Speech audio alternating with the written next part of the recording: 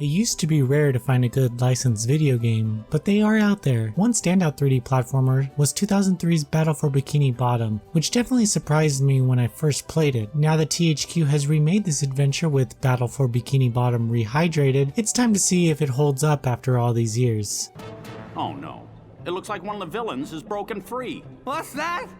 An evildoer on the loose? SpongeBob SquarePants Battle for Bikini Bottom Rehydrated sees Plankton, Bikini Bottom's resident villain, creating an army of evil robots to take over the town. Upon activating them, however, he realizes that he forgot to turn on the obey switch, causing the robots to ignore their creator and run rampant around the streets. Plankton then tricks SpongeBob into thinking that the robots are his fault, sending him on a journey to collect as many golden spatulas as they can to help defeat the robot menace. When Rehydrated was initially announced, I was admittedly skeptical, though I was thrilled to hear one of my favorite licensed games was making a return to modern consoles. I've been burned by cheap remasters before. One look at Battle for Bikini Bottom Rehydrated and it's clear that this is an old game, but that doesn't hurt the overall experience. What stands out the most here is the updated visuals. The entire game has received a complete makeover and it looks fantastic. This is by no means a graphical marvel, but it looks leaps and bounds better than the original release. I was particularly impressed by the remade character models for SpongeBob, Patrick, Sandy, and the whole Bikini Bottom. The story feels like it was ripped directly out of one of the better SpongeBob SquarePants episodes. Just about every interaction in Rehydrated made me laugh, thanks in part to the game's fantastic voice performances. It's clear that this story was made with fans of SpongeBob in mind. The adventure is filled to the brim with references to the show, ranging from throwaway lines from the main cast to Easter eggs hidden throughout the levels. Battle for Bikini Bottom Rehydrated is a true blue collection 3D platformer. The environments are flush with collectibles and things to pick up. Items such as shiny objects,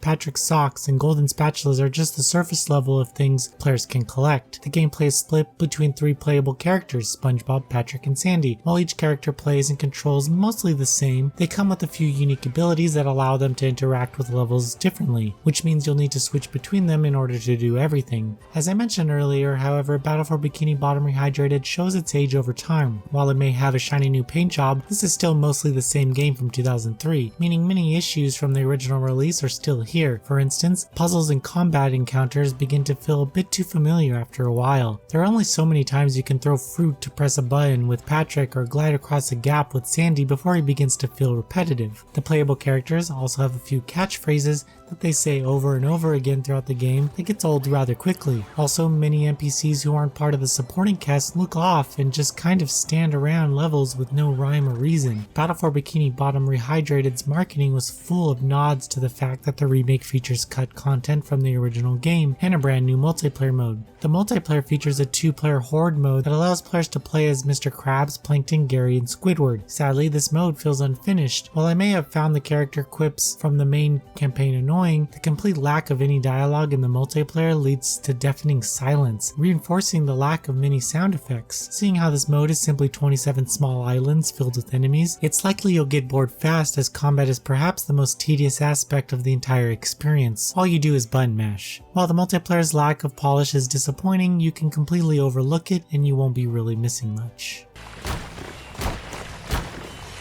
I love opening presents. That was a ton of fun. I should do it again sometime. Hey, you.